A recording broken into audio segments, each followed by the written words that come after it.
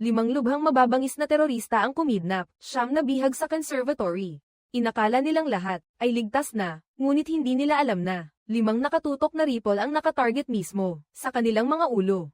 Ito ang kapangyarihan ng French National Gendarmerie Intervention Group. Kamakailan, ang grupo ay muling nagsagawa ng bagong yugto ng pagpili. Ito ang nangungunang Anti-Terrorist Special Police Unit ng France. Natural, ang proseso ng pagpili ay siya ring pinaka-brutal. Ang rate ng pag-aalis ay umaabot sa 70% na nangangahulugang tanging ang mga pinakapambihirang talento lamang ang makakalampas sa bawat hindi ka pani-paniwalang pagsasala upang sa huli ay maging bahagi ng maalamat na pangkat na ito.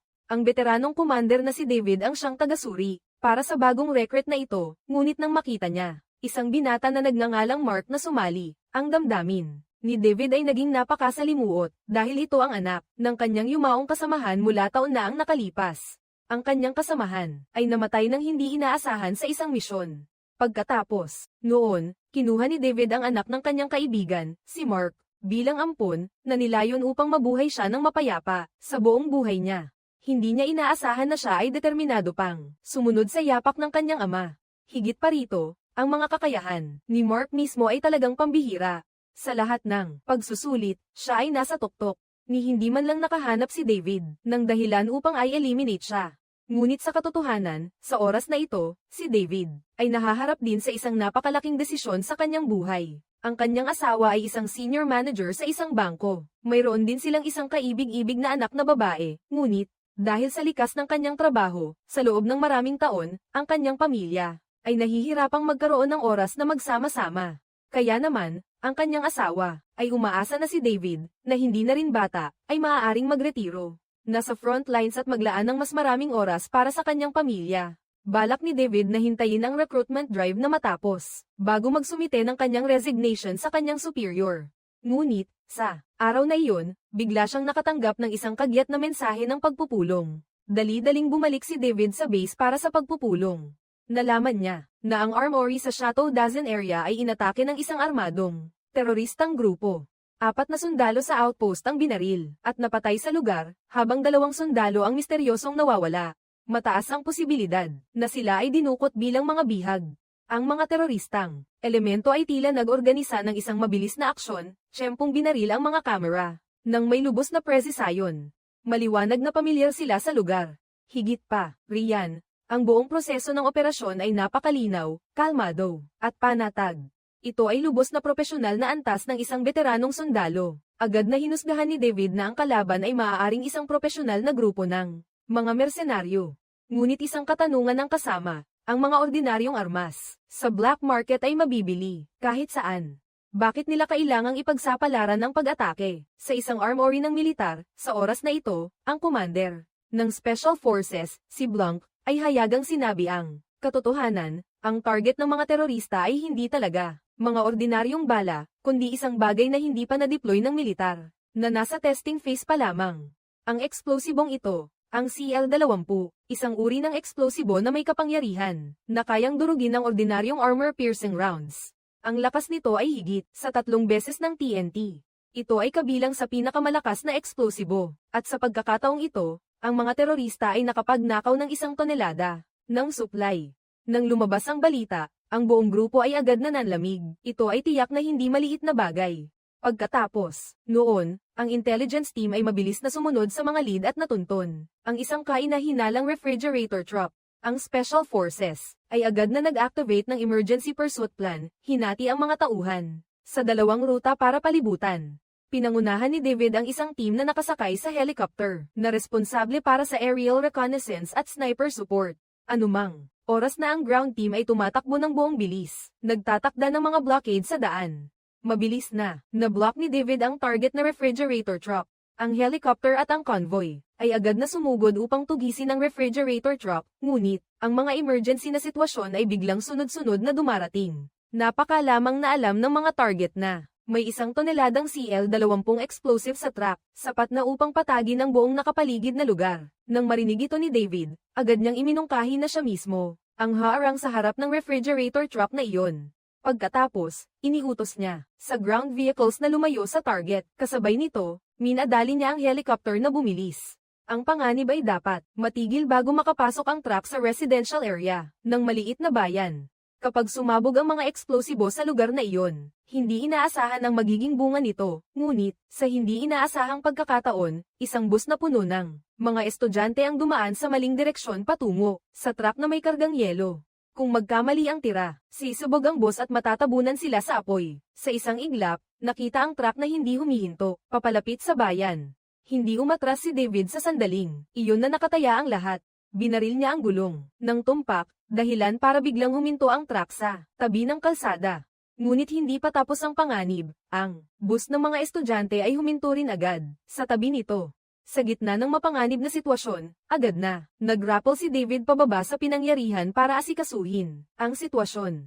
Inutusan niya ang kanyang mga tauhan na unahin ang paglikas sa mga estudyante sa bus. Pagkatapos, siya ay lumapit sa truck at natuklasan sa loob ng cabin na may isang tao lang, at higit pa roon, siya ay isa sa mga sundalong nawawala sa imbakan ng armas. Agad na sumigaw si David ng babala, inuutusan ng lalaki na itaas ang kanyang mga kamay at huwag gagalaw. Kasunod nito, ang mga tauhan ay sabay-sabay na kumilos para ilayo ang bus sa lugar, ngunit ang sundalo sa loob ng cabin ay bakas ang matinding sakit, alam niyang kakaunti ang laban niya, ngunit nag-aatubili siyang itaas ang mga kamay para sumuko. Sa sandaling ang sundalo ay dahan-daang itinaas ang kaliwang kamay, agad na napansin ni David ang hawak nito sa kanyang kamay na isang detonator. Kailangan lang ng isang daliri ng sundalo para pindutin ang pindutan at ang mga pampasabog sa loob ng truck ay sisubog agad. Sa oras na iyon, ang lahat ng mga pulis at mga estudyante sa bus ay walang makakaligtas. Sa harap ng nakamamatay na panganib, pinilit ni David na pigilan ang tensyon sa kanyang loob. Sa isang banda, mahinahon niyang pinapakalma ang sundalo, at sa kabilang banda, minamadali niya ang kanyang mga tauhan na ilikas ang mga estudyante. Kasabay nito, matagumpay na nabuksan ng mga tauhan ang likod ng truck, kung saan nakita ang 20 kahon na puno ng pampasabog. Agad itong nakita ni David at patuloy na nagbigay ng pampakalma. Sa sundalo, binabanggit ang pamilya nito para maibsan ang tensyon na parang kwerdas ng gitara. Sa kabilang bahagi ng truck, matapos suriin ng mabuti ng mga tauhan, sinabi nila kay David na may humigit kumulang 60 tubo ng pampasabog na nakakonekta sa isa't isa, ngunit walang circuit sa loob ng truck, ang lahat ay nakakonekta sa detonator. Kailangan nilang makuha ang detonator para ma-disable ang sistema. Matapos kumpirmahin ang lokasyon ng pampasabog, mahinahong inutusan ni David ang sundalo na dahan-daang bitawan ang pindutan. Ang panganib na ito ay sa wakas ay natapos din. Pagkatapos, ang mga tauhan ay nahanap ang pamilya ni Atman sa mismong bahay nito. Mabuti na lang at nakatali lang sila at nakatakip ang mga bibig, walang nangyaring masama sa kanila. Ang tanging problema, nang dumating ang mga tauhan, ang mga kidnapper ay nakaalis na. Ngunit si Atman, tungkol sa bagay na ito, ay lubos na walang alam, kaya sumunod lang siya sa utos ng misyon, na ibigay ang kargamento sa isang abandonadong parking lot malapit sa Chops. Ang driver ay isang sundalo na pinilit ng mga terorista, sa pamamagitan ng pagbabanta sa kanyang pamilya, para pilitin siyang magkarga ng pampasabog. Ngunit matapos, may hatid ang pampasabog at matapos ang misyon, ang sundalong ito ay binaril ng mga terorista ng walang awa. Sa oras na ito, ang loob ng truck ay wala na ang 500 kilo ng pampasabog na kinuha na ng mga terorista. Kayang-kaya nitong magpataas ng temperatura hanggang 180 degree, at ang CL-20 ay isang uri ng pampasabog na karaniwan, at pinakamalakas. Ang teknikal na operasyon ay napakataas, ang mga tao sa Europa na sinanay ay hindi hihigit sa 10. Sa sandaling ang pangyayari ay tuluyang lumala, si Blanc ay nagbigay ng agarang utos na ibuhos ang lahat ng lakas sa pag-imbestiga sa 500 kilo ng pampasabog na nawawala. Ngunit matapos ang misyon, si Blanc ay pinanatili si David para ibunyag ang sikretong itinago niya sa matagal na panahon. Siya pala ay may cancer sa pancreas sa huling yugto at hindi na magtatagal pa. Sa mga susunod na araw, plano niyang maglaan ng mas maraming oras kasama ang pamilya, ngunit pinayuhan din ni Blanc si David na huwag sisihin ang sarili dahil sa kanyang pag-alis. Ang asawa ni David ay naghintay sa kanya ng napakatagal na araw. Pagdating mo ng Lunes sa bahay, malalaman ng asawa mo ang tungkol sa cancer ni Blanc. Tanong ng asawa kung totoo ba. Kung magre-resign ka na ba, agad na itinanggi ni David. Sabi niya nagdesisyon na raw siya, kayong dalawa, dapat matupad ang pangarap na maglayag sa buong mundo. Sa susunod na pagpipilian, patuloy na tumataas ang hirap. Araw-araw, dumarami ang mga naalis. Pero paulit-ulit siyang nagulat, lumalampas sa limitasyon. Nagtitiis, kumakapit hanggang dulo. Nagulat at natuwa si David, pero pagkatapos, biglang binago ni David ang pagsubok, pansamantalang tumaas ang hirap. Kahit ganun, hindi sumuko si Mark, kahit sa pinakamahirap na kondisyon. Nagtagumpay pa rin siya sa misyon. Nakita ito ni David at agad na nagpahiwatig ng hirap sa mukha. Ganun pa man, nagtapos si Mark ng may karangalan. Noong gabing iyon, naganap ang seremonya ng pagkilala. Nagsimulang mag-alinlangan si David. Paglabas niya ng silid para magpalit, nakasalubong niya ang ina ni Mark. Wala siyang nagawa, ginamit niya lahat ng paraan, pero hindi niya inaasahan na ang batang ito ay may ganyang tibay. Nakayanan niyang manatili. Sa seremonya ng pagkilala, si David mismo ang naglagay ng medalya kay Mark. Nang umakyat si David sa entablado para magsalita, hindi niya ginawa ang kanyang ipinangako sa asawa. Sa halip na ipahayag ang kanyang resignation, pinili niyang manatili. Nang marinig ito ng asawa, nawala agad ang ngiti sa kanyang mukha. Sa selebrasyon, umalis agad ang asawa. Sinundan siya ni David para magpaliwanag na hindi niya kayang pabayaan ang mga kasamahan. Sinabi ng asawa na na-promote siya, pero ang trabaho niya ay nasa Singapore. Ibig sabihin, kung hindi magre-resign si David, magkakahiwalay silang dalawa. Hindi na nagsalita ang asawa, alam na niya na hindi sasama si David. Pagkasabi noon, tumalikod at umalis ang asawa. Iniwan si David na mag-isa. Maya-maya, lumabas si David at si Blanc sa parking lot. Nakita ito ni Mark habang kausap ang kasamahan. Parang may pinag-uusapan silang dalawa ni Blanc. Tila may kinalaman sa ama niya. Hindi alam ni Blanc na may bomba sa ilalim ng sasakyan. Sabi ni Blanc kay David, akala mo ba dahil sa bata kaya ka nanatili? Pero nagkamali ka. Nang marinig iyon ni Mark, mabilis siyang bumaba ng kotse. Sa sumunod na segundo, sumabog ang bomba. Pagkatapos ng pagsabog, si David at si Mark ay hindi masyadong nasaktan.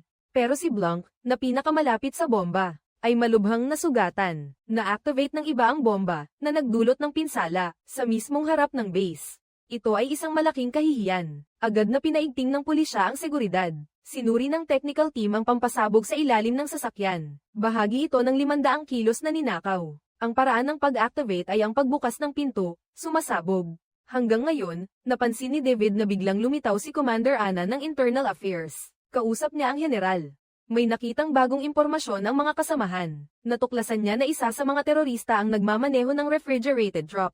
May tato sa leeg ang lalaking iyon. Dahil sa tato na ito, nakilala nila ang pagkakakilanlan nito. Dati pala siyang sundalo na nag-resign. Sa kabilang banda, hindi mapakali si Mark. Iniisip niya kung ano ang sasabihin ni Blanc bago sumabog. Sinabi sa kanya na ang kanyang ama ay namatay sa isang nabigong misyon. Pero sa pagkakataong ito, may iba pa kayang dahilan. Sa wakas, lahat ng miyembro ng team ay tinawag. Lahat ay kailangang sumali sa misyon na hulihin ang sospek. Si David pa rin ang leader. Pero bago umalis, si Mark lang ang iniwan niya sa base. Ayaw niyang mapahamak si Mark, pero hindi niya sinabi ng direkta. Hindi pinansin ni David ang reklamo ni Mark at umalis kasama ang team. Hindi sumunod si Mark, mabilis siyang sumunod. Mabilis na umalis si David kasama ang team. Hindi sumunod si Mark, mabilis siyang sumunod. Mabilis na umalis si David kasama ang team. Hindi sumunod si Mark, mabilis siyang sumunod. Mabilis na umalis si David kasama ang team. Hindi sumunod si Mark, mabilis siyang sumunod. Napapalibutan na ang kuta ng sospek sa loob ng gusali. At sa labas ay may mga tauhan sila sa pinakamataas na bahagi. May mga sniper din na nakapwesto. Naghihintay na lang na lumabas ang sospek. Pero 3 oras na ang nakalipas, wala pa ring galaw sa loob. Nang magkaroon ng kaunting aberya, bumukas ang bintana ng apartment, isang lalaki ang lumabas. Doon lang nalaman ni David, na palihim palang sumunod si Mark, hanggang sa pinangyarihan, kasama ang babaeng nakaitim. Nagpanggap silang delivery man. Sa sandaling iyon, ang sniper, ay kinumpirma na ang taong lumabas ay hindi ang target. Nang medyo lumuwag ang pagbabantay, biglang nakakita si Mark ng isang kaina-hinalang tao. Naunang humakbang si Mark at hinabol ito hanggang sa bodega. Anabangan siya ng kalaban, at nagkaroon ng mabilisang bakbakan. Sinamantala ni Mark ang pagkakataon at sinaksak ang lalaki gamit ang gunting. Sinubukan niyang kontrolin ang sospek, pero ang lalaki ay itinulak si Mark sa sahig at nagtangkang tumakas. Pero agad na tumayo si Mark at hinabol siya muli. Mabilis na pinangunahan ni David ang kanyang mga tauhan para sumaklolo. Sa gabay ni Mark, napigilan ang sospek. Dahil sa suporta ng mga sundalong may kalasag, hindi nagtagal ay nahuli rin ang sospek. Ang mapanganib na aksyon ni Mark ay hindi man lang pinuri ni David. Sa loob ng sasakyan, tinanong niya ang sospek at inutusang ilabas ang kinaroroonan ng mga kasabwat nito. Hindi lang tumangging magsalita ang sospek, nagmatapang pa itong papatayin si Mark. Dahil sa galit, ay agad na uminit ang ulo ni David. Gusto pa sana niyang gumamit ng dahas para pilitin itong magsalita, pero pinigilan siya ng kasamahan. Pagkatapos, lumapit si Commander Anna sa harap ni David matapos nitong ipakita ang kanyang pagkatao. Seryosong sinabi ni Anna kay David, ang tungkulin ninyo ay ang umaksyon, hindi ang mag-imbestiga, at lalong hindi ang manakat ng sospek. Pagkatapos, si David ay umalis, na may dalang matinding inis patungo sa ospital para dalawin si Blanc. Hanggang ngayon, hindi pa rin ligtas ang buhay ni Blanc. Ang pamilya ni Blanc ay hindi man lang makaalis sa tabi niya. Nasasaktan si Mark sa nakikita niyang sitwasyon. Pagkatapos, ang paunang resulta ng investigasyon ay lumabas na. Sa apartment ng dating sundalo, walang bakas ng CL-20 na bomba, pero ang dating sundalo ay inamin ang pagkakakilanlan ng utak sa likod nito. Siya ay ang arm dealer sa Europa, si Keller. Ang commander ay nagplano na ibigay ang misyon sa Team 3, pero ang namumuno sa Team 1 na si David ay determinadong makuha ang misyong ito. Pagkatapos ng meeting, kinausap ni David ang commander para makipagpalitan, gusto niyang bawiin nito ang desisyon at gamitin si Mark, gamit ang dahilan na may problema sa ugali ni Mark. Sa unang misyon, hayagan niyang sinuwi ang utos. Sa ibang pangyayari, si Mark ay tahimik na pumunta sa archive room para i-download ang file ng misyon kung saan nasawi ang kanyang ama. Hindi sinasadya, ay natuklasan niyang sina Blanc at David ay parehong lumahok sa misyong iyon. Kinabukasan, gaganapin ang test sa pagbaril. Hindi ito basta-bastang pagbaril, kundi isang pagsubok sa pagitan ng estudyante at ng instructor. Kailangang hawakan ng bagong sundalo ang baril at barilin ang direksyon ng kanyang instructor. Ang bala ay dapat tumama sa target na nasa katawan ng instructor.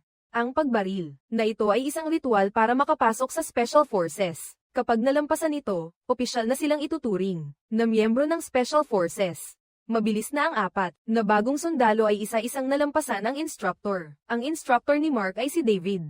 Nang turn na ni Mark, ay sinadya ni David na umatras ng ilang hakbang pa para dagdagan ang hirap ng test ni Mark. Sa pagkakataong ito, hindi man lang natinag si Mark. Hindi pa man sila nakakapagdiwang ng matagal, ay nakatanggap sila ng abiso. Kailangan ng isagawa ang misyon dahil ang technical staff ay nahanap na ang pinagtataguan ni Keller. Ang team leader na si David ay agad na dinala ang buong team sa kabilang panig ng pamilya. Nagtatago si Keller sa isang kahoy na bahay sa tuktok ng bundok, pero mabilis na nagpakita ng kakaibang kilos. Ang aso. Napansin din ni Keller na may hindi tama, kaya agad siyang kumuha ng baril, binuksan ang pinto at pinakawalan ang aso. Ang resulta ay sa susunod na sandali, ang buong pamilya ni Keller ay nahuli.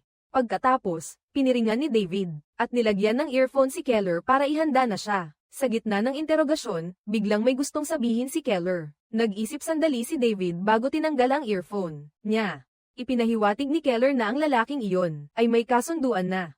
Hindi niya alam kung saan ito kumuha ng pampasabog, basta ang alam niya ay may nag-supply nito. Silang dalawa ang naghati sa pampasabog, pero nang mabili na ang lahat, tinalikuran siya ng kasama niya at tinangay ang buong supply. Pagdating sa pagtatanong ni David tungkol sa pagkakakilanlan nito, nagbigay ng kondisyon si Keller. Makikipagkasundo siya kay David, palayain lang ang pamilya niya, at ibibigay niya ang impormasyong kailangan ni David. Halos suntukin na siya ni David sa galit, mabuti na lang at may kasamahang pumihil sa kanya. Ipinasuot muli ni David ang earphone kay Keller at isinakay na siya sa sasakyan. Bumalik ang buong grupo sa transport vehicle. Si Mark ang nagmamaneho, pero hindi pa sila nakakalayo nang mangyari ang hindi inaasahan. Hindi nakalimot si David na bantayan ang mga kasamahan gamit ang drone. Habang naghihintay ng backup, hindi mapakali ang dalawa, kaya inilabas nila si Keller mula sa sasakyan at naghanda ng mga armas. Nakaalerto sa paligid. Pero dahil hindi pa nila matukoy ang posisyon ng kalaban, ginamit ni David ang side mirror para sumilip. Habang naghihintay na muling magpaputok ang kalaban, mabilis nilang hinulaan ang pinagtataguan nito. Sa pagkakataong ito, isa lang ang kalaban.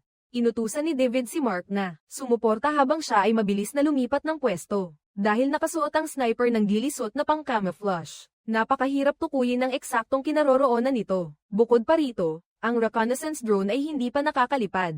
Nang mapatamba ito ng isang putok ng sniper, huli na sila ng isang hakbang. Sa sumunod na sandali, ang sniper ay patuloy na nagpalit ng pwesto para barilin ang target.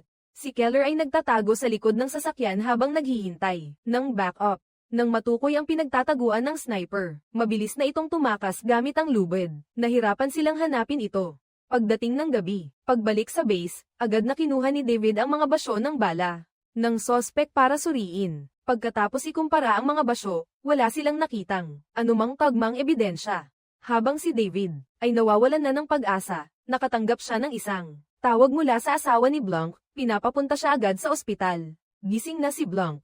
Pagdating sa ospital, nakita ni David na unti-unti nang bumabalik ang malay ni Blanc. Dahil sa paggising ni Blanc, ang mga tauhan ng Special Forces ay naghanda ng maliit na salo-salo.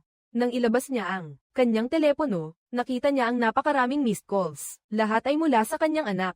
Kinabahan siya at agad na tumawag pabalik, pero hindi na ito sumasagot. Kaya naman, binaliwala ni David ang party at agad na nagmaneho. Papunta sa bayan, humingi pa siya ng tulong sa mga kasamahan para i-track ang telepono ng anak. Hindi nagtagal, sinundan ni David ang lokasyon hanggang sa isang gusali. Hindi na siya nagdalawang isip at pumasok agad. Pagpasok niya, puro mga kabataang pasaway ang nakita niya. Nagsasagawa sila ng party. Mabilis na, nahanap ni David ang kanyang anak. Ang bata ay sumasayaw kasama ang isang lalaki. Nanggigil si David nang makita ang mga kabataang ito na walang alam. Inilabas ni David ang kanyang stun gun para bigyan sila ng leksyon. Pero nang hilahin na niya ang anak palabas, ang bata ay nagreklamo at pinagalitan ang kanyang ama. Lumabas na ang mga tawag na iyon ay hindi sinadya ng anak, kundi aksidenteng napindot lang. Nangyari ito dahil madalas ay hindi kasama ni David ang anak, kaya hindi niya maintindihan ang nararamdaman ng bata. Pagkatapos nito, nang subukan ni David na tukuyin ang uri ng bala, nagkataong dumating si Mark para mag-report. Bago pa man siya mapunta sa Special Forces, si Mark ay nagtatrabaho sa weapons control, kaya, pagdating sa pagtukoy ng mga bala, mas magaling siya kay David. Sinabi ni Mark na ang balang ito ay hindi ibinebenta sa merkado, kaya hindi ito nakarehistro sa database, kaya pala hindi makahanap ng impormasyon si David. Pagkarinig nito, napaisip si David kung sino ba talaga ang tunay na salarin sa mga gulo noon. Agad siyang pumilos. Kasama si Mark, bumalik siya sa ospital, ang pangunahing resulta. Sa oras na ito, may dala ng respirator ang mga doktor. Karaniwang nasa ICU, inilipat sa ordinaryong silid ng pasyente. Si Blanc, tinanong ng doktor kung ano ang ginagawa ng mga tao, pero walang sumasagot. Walang sinasabi, itinutulak lang ang stretcher papasok at diretso ang labas. Nang marinig ito ni David, agad siyang lumapit upang suriin si David. Inutusan si Mark na tawagan agad ang bomb disposal expert at isama siya. Sa linya, pagkasabi nito ay agad siyang sumunod. Yung dalawang kaina-hinalang medical personnel, pagkatapos ay si David. Tinakbo ang pangalawang sospek, hinabol siya ng tuluyan. Sa buong daan hanggang sa underground parking, kakapigil lang. Nakontrol ang isa, pero ang kasabwat niya ay nagmamaneho. Nagbigay ng fire support.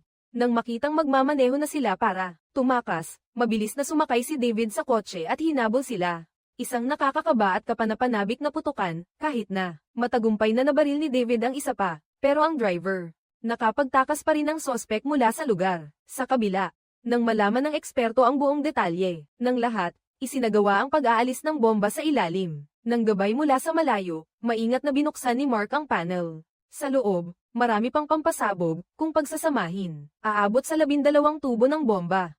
Ngayon, ang oras, ang countdown ay 3 minuto na lang. Ang oras ay hindi naghihintay, kanino man. Pinaalalahanan ng eksperto na kailangang magmadali, maghanap ng wire, at putulin ito. Eksaktong oras na may libong panganib na nakabitin sa isang hibla ng buhok. Buti na lang at nakabalik si David sa tamang oras, silang dalawa. Sa huling mahalagang sandali, matagumpay na naputol ang wire. Kasabay nito, nagkatinginan sina Mark at David, ngumiti, parang huminga ng maluwag. Pagkatapos, dainailan ni David para palabasin si Mark upang mag-isa sa tabi ng kama ni Blanc. Hindi niya talaga kayang hayaang magpatuloy ang walang katapusang siklong ito. Nang marinig ito ni Blanc, agad niyang inalis ang oxygen mask. Iyon ay isang bomba. Ngunit noong taon na iyon, tiyak na kasalanan mo. Ngayon, hindi pa. Ako mamamatay, ang paghihiganti nila ay hindi matatapos. Sa wakas, pinili ni Blanc na umalis ng payapa. Nakatayo si David. Doon, umiyak siya. Biglang bumalik ang mga alaala ng mga nakaraang taon. Noong unang panahon, ang Special Forces ay nakatanggap ng agarang utos. Isang dating empleyado ng research facility ang humawak ng 21 tao bilang hostage sa laboratorio. Ang layunin niya ay ipakita sa buong France. Sa mismong lugar na ito, dinisenyo at ginawa niya ang mga armas. Naroon ang manager na si Malad at ang kanyang pamilya, kasama ang asawang si Julie at anak na babae. Naroon din si Julie, dati nang naglingkod sa French Army. Noong araw na iyon, dinala niya ang kanyang anak upang bisitahin ang asawa. Noon, si David at ang ama ni Mark na si Lauren ay magkasosyo. Pagkatapos, hiwalayan ni Blanc ang mga miyembro ng grupo, mabilis. Sila ay nag-deploy para sa rescue. Ngunit nang ilagay ang maliit na spy camera, malinaw na nakita ni David ang ibang senyales kay Julie. Pero sa sandaling iyon, hindi napansin ng mga tulisan. Si Julie ay palihim na nakakuha ng isang baril mula sa cabinet. Eksaktong oras na iyon, hindi nakita ni David ang bata. Saglit lang, may narinig na iyak na umalingaw-ngaw. Nakita ni David na nabaril na ang salarin, at agad na sumugod sa laboratorio upang iligtas ang mga hostage. Ngunit mabilis nilang natuklasan na ang kriminal ay na-activate na ang bomba. Wala pang 3 minuto, lahat ay nagmadaling inilikas ang mga sibilyan. Si Blanc, mariing pinilit, ang manager na ayaw umalis, na sumunod ng mabilis. At nang malaman ni Blanc ang lahat, binigyan niya sila ng 70 segundo upang mahanap ang nawawala, lumipat ng eksena. Bumalik sa kasalukuyan, ikinwento ni David ang lahat ng impormasyong ito sa mga investigador. Sa kasalukuyan, ang sospek sa pangkalahatan ay nakilala na bilang si Malod. Bukod pa rito, ang kanyang asawang si Julie, mula nang mamatay ang anak na babae. Lumipat siya sa Turkey at sa huli ay namatay sa isang aksidente. At si Malod, dahil sa illegal na pagbebenta ng armas, ay nakulong ng 10 taon. Noong panahong iyon, nakilala niya si Keller. Mula noong Oktubre, noong nakaraang taon, nang makalabas si Malod sa bilangguan, wala nang bakas sa kanya. Sino ang mag-aakalang magagamit niya? Ang network ng impormasyon ni Keller, ang mga pampasabog, at makatakas. Pagkatapos ay pinatay pa si Keller, pinatay sa harap ng lahat. Sa kanyang mga kamay ay may natitira pang pampasabog. Siya ay isang napakadelikadong tao sa labas ng batas. Kailangang mahanap siya sa lalong madaling panahon. Kinabukasan, kasisimula. Oo, karawan ng ama ni Mark, nagkamali si Lauren. Inimbitahan si David sa restaurant habang nagkakaroon ng tigil putukan ang dalawang panig. Paborito niyang lugar para kumain, pero hindi inasahan na tatanggihan ni David. Pero hindi siya tumanggi, sa halip ay sinamantala niya ang pagkakataon. Hindi naroon si Commander Anna, kaya dumiretso si David sa opisina nito para tingnan ang mga impormasyon at dokumento sa computer. Tungkol kay Malod, natuklasan niya na noong 2011, ay nakapasok ito sa isang military base ng Departamento ng Depensa, at noong panahong iyon ay may 2 taong sentensya sa bilangguan. Sa mismong sandaling iyon, narinig ni David ang boses ni Anna, bumabalik, kaya mabilis niyang pinatay ang computer at lumabas ng opisina, pero napansin pa rin ni Anna na may kakaiba. Kaya binuksan niya ang computer para tingnan ang history, at mabilis niyang nakilala ang file na tiningnan kanina. Pagdating ni David sa headquarters, dumiretso siya sa armory at kumuha ng 2 mabibigat na baril mula sa mga nakumpiskang kontrabando para hindi halata, at itinago sa bag, pero sa paglabas niya, ay may napansin na kakaibang ugali ang kanyang kasamahan, at nang makita ang mga armas sa loob ng bag, nahulaan ng kasamahan. Nagusto ni David na kumilos ng mag-isa para lang mahuli ang pumatay kay Blanc, pero hindi niya ito sinabi ng direkta, at pinaalalahanan lang si David na mag-ingat. Pero hindi inasahan ni David na palihim siyang sinusundan ni Mark. Kahit na nahuli siya ni David, hindi pa rin siya umatras. Nakita ito ni David, kaya napilitan siyang ipaliwanag. Ang dahilan, hindi siya pupunta para bisitahin si Lauren, kundi para hanapin si Malod, dahil sinisisi nito ang pagkamatay ng kanyang anak, kay David at kay Blanc, kaya gumawa ito ng isang plano para sa kanila. Pagkatapos ng paliwanag, sinabihan ni David si Mark na umuwi na, pero determinado si Mark na sumama. Dahil sa kakulangan ng oras, napilitan si David na isama siya sa pinagtagpuan. Pagdating doon, binigyan ni David si Mark ng isang armas, pero ito ay isang improvised na baril na hindi pa rehistrado. Pagpasok nila sa isang abandonadong base, nakita ni David ang tanawin at naalala niya ang mga malulungkot na pangyayari noong mga nakaraang taon. Bumalik sa kanyang isipan ang mga alaala, at alam niya na ang lugar na ito ang pinaglibingan sa kanyang ama. Sa wakas, hindi na napigilan ni Mark ang sarili at nagtanong kung ano ang nangyari dito. Habang nagtatalo ang dalawa, may narinig silang ingay at nakakita sila ng mga bakas ng pag-aalay para sa anak ni Malod. Sinundan nila ito at nakita nila ang kanyang anino sa malapit. Nagtulungan ang dalawa, naghiwalay para palibutan at mahuli si Malod. Nang matagumpay na itong mahuli, gusto na ni David na patayin ito. Pero nakita niya si Mark na nakatayo doon, kaya dahan-dahan niyang ibinaba ang baril. Pagkatapos, dinala ng dalawa si Malod sa harap ng sasakyan. May narinig silang mga sirena ng pulis sa malapit, kaya sinabihan ni David si Mark na bantayan ito habang siya ay titingin sa kabila ng bakod para makita ang sitwasyon. Samantala, sinamantala ni Malod ang pagkakataon at sinubukang sabihin kay Mark ang totoo tungkol sa pagkamatay ng kanyang ama. Ang mga salitang ito ay nagulat at labis na ikinagulo ni Mark. Sa pagkakataong iyon, sinubukan ni Malod na agawin ang baril para lumaban, ngunit dahil sa emergency, napilitan si Mark na barilin si Malod. Malaking problema ito, dahil maaaring mapansin ni Ana ang pagiging kaina-hinala at pumunta kasama ang kanyang team sa lugar para imbestigahan. Kung malalaman na si Mark ang pumutok ng baril, malaki ang magiging kahihinatnan, kaya pinaalis ni David. Si Mark at siya na mismo ang umako sa lahat para maayos ang lahat. Dahil sa pagpupumilit ni David, napilitan si Mark na umalis. Sandali lang, dumating na si Ana kasama ang kanyang mga tauhan, at si David ay hindi lumaban. Kinabukasan, nagsimula na ang investigasyon kay David. Pero maingat si David sa lahat ng kanyang ginagawa. Bago umalis, itinapon niya ang kanyang telepono sa banyo para walang makakontak sa kanya. Tungkol sa nangyari kagabi, sinabi niya na pupunta siya para mag-alay ng bulaklak sa libingan ng kanyang matalik na kaibigan, ngunit nagkataong nakaharap niya si Malod. Dahil bumunot ito ng baril at babarilin siya, kaya siya ay nakipagpalitan ng putok. Buong araw, hindi man lang binanggit ni David ang tungkol kay Mark na parang siya lang ang naroon. Napansin ni Ana ang isang bagay, ang baril na dala ni David, bakit may dalang mabigat na armas? Para lang bumisita sa libingan, ang dalawang baril na iyon ay mga baril mula sa black market, walang record. Ang ginawang ito ni David, gusto ba niyang pumatay ng palihim nang hindi nahuhuli? Pero nagbigay si David ng napakamakatwirang paliwanag. Una, dahil maraming mga masasamang loob sa lugar na iyon, kaya kailangan niyang magdala ng sandata para sa kanyang kaligtasan. Pangalawa, hindi niya alam kung saan galing ang baril na iyon.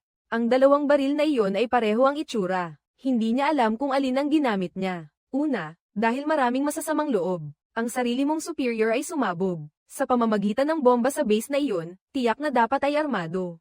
Para sa sariling depensa. At pangalawa, ang mga baril na nakumpiska sa pinakabagong misyon, sabi niya, na ginawa ko naman ang tamang proseso ng pagpaparehistro. Siguro dahil sa mga papel na isinumite, baka nawala lang. Ang paliwanag ay tila makatwiran, napakamot ng ulo si Ana. Halatang may kasinungalingan pero hindi niya mukhang may mali. Ang totoo gusto ni Ana na mapatunayang nagkasala si David. Pagkatapos ay nagpadala siya ng mga tao para tanungin ang asawa at mga kasamahan ni David, at tungkol naman sa pangyayaring binugbog ni David ang nang-aapi sa anak niya. Nahukay din ni Ana bilang ebidensya na si David ay may tendensya sa karahasan, ngunit ang asawa ni David ay tumindig upang patunayan at ipagtanggol siya, at ang mga kasamahan niya ay panig kay David, kaya tinawag ni Ana si Mark para kausapin. Tinanong kung saan siya kagabi, mahinahong sumagot si Mark na siya ay nasa bahay lamang, ngunit sa huli may ebidensya na si Ana na malinaw na noong nagpaputok si David, naroon din si Mark, ngunit siya ay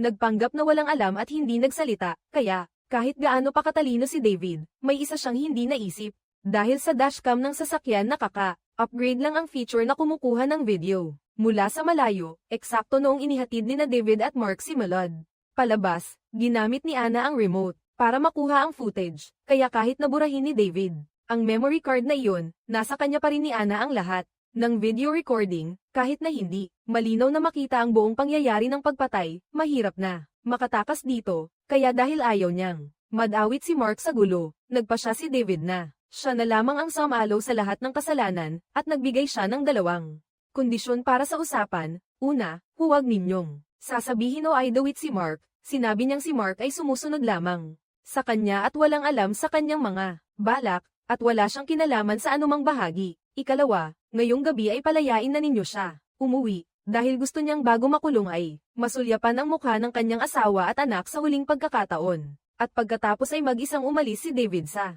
espesyal na puwersa. Iniulat niya ito ng buo sa kanyang asawa, at ang asawa ay hindi makapaniwala na siya ay magpapakulong para kay Mark, at sinabi niyang hindi mo ba naisip ang nararamdaman ng anak mo at ako. Pagkatapos ng gabing iyon, biglang nagbago ang isip ni Mark. Gusto niyang pasanin ang responsibilidad na siya ang may gawa, at sa narinig ni David ay biglang sumulit ang mga alaala ng nakaraan. Noong mga panahong iyon ang relasyon nila ni Lauren ay ibang-iba. Si Lauren ay tila galit at hindi pinapansin si David, at si David naman ay labis na nag-aalala, hanggang sa umakyat sila sa guard tower. Ang batang babae ay, kahit na ang dalawa ay hindi tumigil sa pagsigaw at pagtawag sa pangalan ng bata, ngunit sa huli ay walang tugon. Ang oras ay dahan-daang Lumipas, napilitan si David na sabihin sa kanila na umalis na.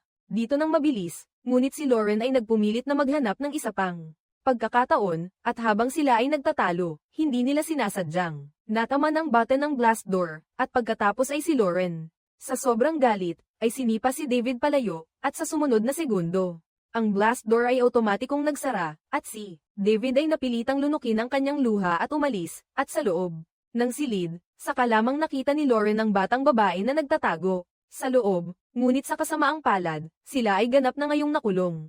Hanggang sa kasalukuyan, pagkatapos marinig ang buong kwento, si Mark ay hindi maintindihan kung ang pagkamatay ng kanyang ama ay hindi dahil kay David, bakit kailangan niyang pasanin ang ganitong panganib, at pagkatapos ay inihayag ni David ang isang katotohanang nakagugulat. Noong taong iyon, nagalit si Lauren sa kanya dahil siya ay natuklasan na siya ay, mula sa simula, hindi maaaring magkaanak, at nang marinig ni Mark ang mga salitang iyon, ang kanyang utak ay nagyelo, nahulog sa kawalan, at sa mismong sandaling iyon, ang general at si Anna biglang lumabas, at nang magkamalay si Mark, siya ay walang pag-aalinlangan na sinundan ang dalawa, tumakbo diretso sa opisina, at doon din siya nagsalaysay ng lahat. Sa huli, sa ilalim ng pag-aayos ng lahat, si Mark ay tumayo upang ipagtanggol si David at si Anna. Na nakikita ang kanyang katapatan, ay nagpas siyang isaalang-alang ang kanyang mga sinabi, at ang bagong ebidensya ay nagbigay daan sa isang bagong pagsisiyasat, na humantong sa isang mas malaking pagtuklas tungkol sa tunay na utak sa likod ng lahat ng ito. Si General Anna ay pumayag na bigyan si David ng pagkakataong mabuhay. Nakaligtas siya sa legal na gusot kahit napilitang umalis sa puwersa. Ang Special Forces, tungkol sa bahagi ng MAC, ang Disciplinary Committee sa loob. Sa loob ng 2 linggo ay ilalabas ang pinal na desisyon. Bago pa man maaprobahan, bawal muna siyang magsanay o sumabak sa aktwal na labanan, at sa oras na ito, lahat ay kumbinsido na si Malat ay patay na, kaya naghanap na lamang ng bomba na sisubog, at kapag nahanap, matatapos na agad ang operasyon. Agad, ngunit hindi nila alam na may mas malaking bagyong darating. Nasisimulan ni Julie, dahil siya ay ganap na hindi pa namatay, siya pala ay nakatayo pa rin. Kasama ang kanyang asawa, hindi biro ang nangyari noon, siya pala ang tumawag sa anak na palihim na pumasok sa laboratorio, siya mismo ang naghanap sa anak at inutusan ito na kung walang marinig na boses ng ina, huwag lalabas, at hanggang ngayon, si Julie ay hindi pa rin alam, at dahil sa utos na iyon, ang pagsabog ay pumatay sa kanyang anak na babae, kasama si Lauren, at ngayon, ang pagkamatay ng kanyang asawa ay ang huling patak na umapaw sa baso, na nagtulak sa kanyang isipan. Na mawala, siya ay nagpaplano na kunin si David bilang target upang simulan ng isang baliw na paghihiganti. Ang siya mismong pagdukot sa anak ni David, at sa panig ng Mac, kay tatanggap lamang ng tawag para sa ina, at nang marinig ito ng ina, ay nagmadaling pumunta sa base upang ipaliwanag sa Mac. Noong panahong sina David at Lauren ay bagong sali pa lamang sa Special Forces, at ang edad nila ay hindi pa katulad ng kay Mac ngayon. Noong mga panahong iyon, hindi pa nakikilala ni David ang kanyang asawang si Jess. Sa mga panahong iyon, si Lauren ay inatasan sa isang misyon sa loob ng 4 na buwan, at si David at ang ina ni Mac ay nagkaroon ng isang gabing pag-iibigan, at nang bumalik si Lauren, ang dalawa ay nagkunwaring walang nangyari, ngunit hindi nagtagal. Natuklasan ng ina na siya ay buntis, at habang lumalaki ang tiyan, siya ay kumbinsido na ang anak ay kay Lauren, kaya masaya nilang sinalubong si Mac, ngunit nang nais nilang magkaroon ng pangalawang anak, ay hindi na nagtagumpay, at nang magpasuri si Lauren, nalaman niya na hindi na siya maaaring magkaanak, at si Mac ay hindi anak niya, at ang kanyang dugo ay hindi tugma sa kanya, at sa ina ni Mac. Sa mga sandaling iyon, niya lamang napagtanto na ang ama ng kanyang anak na lalaki ay si David, at sa kabilang dako, si David ay nakatanggap ng tawag mula sa isang kasamahan, na nagtatanong kung alam niya kung nasaan ang kanyang anak na babae. Sa oras na iyon, sa labas ng ospital, ay napalibutan na ng pulis, na may mga drone na lumilipad at mga sniper na nakaposisyon na, ngunit, ang pangunahing gate ay mahigpit na binabantayan ng mga terorista, na may mga bomba at mina, at ang mga pulis ay hindi. Nang ahas lumapit, at nang dumating si David, agad niyang kinumpirma na ang kanyang anak ay kabilang sa mga bihag, at nang malaman ito ng asawa ni David, ay nagmadali siyang magmaneho patungo sa lugar upang maghintay ng mabuting balita, at nang mabigyan ng pahintulot ng mga nakatataas, si David ay mabilis na nagsuot ng lahat ng kanyang protective gear, at balak niyang personal na iligtas ang kanyang anak, ngunit lahat ng mga daan papasok sa gusali ay puno ng bomba, at ang gusaling ito ay gawa sa salamin bilang pangunahing materyales, at ang tanging hindi pa Nababantayan ay ang asul na ilaw na ito, na kumakatawan sa mga network cable, at kapag nakapasok sila sa linyang iyon, makukuha nila ang lahat ng footage na nakolekta ng bawat camera sa loob ng gusali, at bilang pansamantalang commander, nakapalit ng kaibigan ni David, ay agad na nag-utos sa isang maliit na grupo na pumunta at kumonekta sa network cable, at mabilis silang kumonekta, at ang mga CCTV footage ay naipadala ng buo, at sa bulwagan ay may 9 na bihag, at 5 armadong lalaki, at ang mga natitirang miyembro ay maaari lamang umurong at tumakbo, at ang pagkakakilanlan ng taong pumipigil sa gatilyo ay si Julie, at nang makita ang sitwasyon, ang kaibigan ay napilitang utusan si David na pumasok, dahil mas alam niya ang arkitektura. Si David ang nanguna sa grupo na mabilis na pumasok sa gusali. Kasabay nito, ang nasa technical side, ay nakakita ng isang kaina-hinalang sasakyan sa monitor, napapalapit, at ng eye-check. Natuklasan na ito ay galing sa impound area ng pulis. Mabilis na nagpadala ng grupo upang siyasatin ang sitwasyon. Sa kabilang banda, nakatanggap si David ng tawag mula kay Julie. At nang marinig ni David, agad niyang nakilala ang kanyang kalaban, ang asawa ni Miles, ngunit hindi siya pinayagan ni David na magkaroon ng anumang pag-uusap o negosasyon. Sa kabilang banda, pinangunahan ni David ang kanyang grupo sa isang marahas na pagsalakay sa gusali. Tapos ang kasamahan mong ito ay sinunggaban ang lahat ng posisyon sa paglusob. Bawat susunod na terorista ay kanyang binigyan ng schedule. Inayos ng maayos dahil kailangan sa isang kisap mata lang. Naalis nito ang lahat ng 5 magnanakaw sa loob. Sa bulwagan kaya siya mismo ang pumili ng 5 pinakamagaling na mga marksman, at sa mga ito ay kasama na si Mark, at sabay niyang inutusan ang lahat na dapat tiyakin ang target. Bawal ang magkamali, dapat lahat tama ang tama. Pagdating ng 2 pangkat na mabilis na umakyat sa sasakyan, may bersyon ng hagdan na mabilis na bumalik sa pinangyarihan ng misyon at pagpasok sa gusali. Hati ang 2 pangkat sa pagkilos, ang unang pangkat ay nakatigil sa labas ng bulwagan habang nagbibigay ng senyales na sumulong. Samantalang ang natitirang pangkat ay naghiwa-hiwalay patungo sa punto pinakamataas na bahagi, at sa mismong oras na dapat ay matapos na. Ang 5 terorista, lahat ng mga kasamahan ay nagmamadali, tumutok sa posisyon at pinili ang target, naghihintay na likidahin ang lahat ng mga terorista sa silid na ito. Malinis ang paglilinis, maghanap. Mabuti na lang at nakita nilang patay na lahat ang mga magnanakaw, saka lang sila nagmamadaling tumakbo para kalasin ang mga gapos. Kasabay niyon si David. Dumanas ng matinding labanan at naitaboy si Julie. Bumaba sa silong ng gusali, at ang babaeng ito ay wala nang pakialam kung siya ay makakaligtas. Makakaalis dito, sa kanyang kamay ay mahigpit na hawak ang pindutan para pasabugin ang kagamitang pampasabog na nakakabit sa katawan ng anak ni David. Dahan-daang pinipiga ni Julie ang kanyang kamay, pinindot ang bomba. Pagsabog na kailangan lang ng orasan sa bomba na nagbibilang 5 minuto, at nang mabalitaan niyang ang kanyang anak ay may nakakabit na bomba sa katawan, si David ay naubos ang lakas. Mabilis na bumalik sa bulwagan. Ngayon ay may natitira na lang na mahigit 1 minuto. Sa orasan at ito ay sobrang sensitibo, hindi kaya napakialaman o tanggalin ng ligtas, kaya lahat ay napilitang tanggalin ang mga gapos sa katawan ng bata. May isang taong nagmamadaling dinala siya sa labas, kasabay niyon ay matagumpay na nakapasok ang mga pulis. Sa pinagtataguan ng mga pampasabog ni Julie, tanging nakita lang nila sa pader na puno ng mga target na kanyang pinupuntirya para mag-higanti, subalit ang bahagi ni David ay wala. Ang mukha ng anak niya, kundi inilagay nila ang larawan ng kanyang asawa na nagpapahiwatig ng bagong target o ang mga pampasabog na nakatago sa sala ay bomba na pandaraya lang para guluhin ang isip ni David na nagkamali mula pa sa simula.